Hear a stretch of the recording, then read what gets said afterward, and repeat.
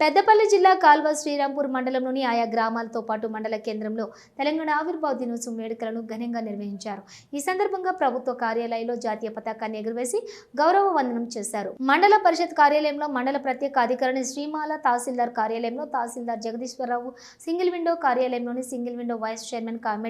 comedy Sandhya Venkatareddy, market ఆవరణలో chairman Ramidi Tirupati Reddy, police స్టేషన్లో SI Venkatesh, వ్యవసాయ కార్యాలయంలో ఏవో నాగార్జున, ప్రభుత్వ ఆసుపత్రిలో డాక్టర్ శ్రీనివాస్, మండల సమైక్య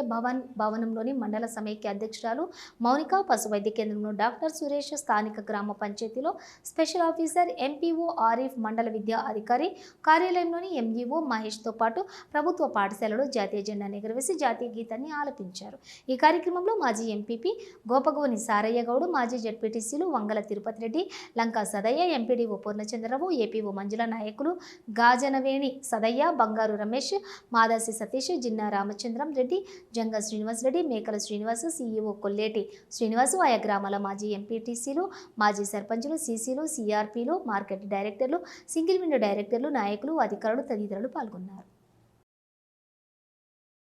కాల్వ శ్రీరాంపూర్ మండల అన్ని ప్రభుత్వ ఆఫీసులలో కానీ తర్వాత మార్కెట్ యార్డులో ఏదైతే పెద్దలు గౌరవనీయులు మార్కెట్ కమిటీ చైర్మన్ గారి యొక్క జెండా ఆవిష్కరణ కార్యక్రమంలో పాల్గొని ఎందరో త్యాగదనుల అమరుల స్ఫూర్తి ఫలితమే ఈనాడు తెలంగాణ రాష్ట్రం ఆవిర్భవించి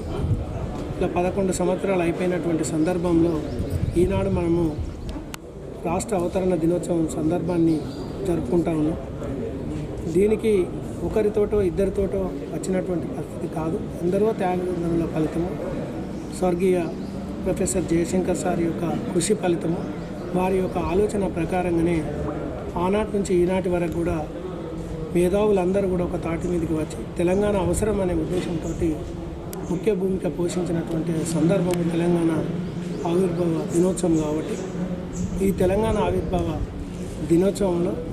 ఏదైతే కవులు, కళాకారులు, మేధావులు అందరూ కూడా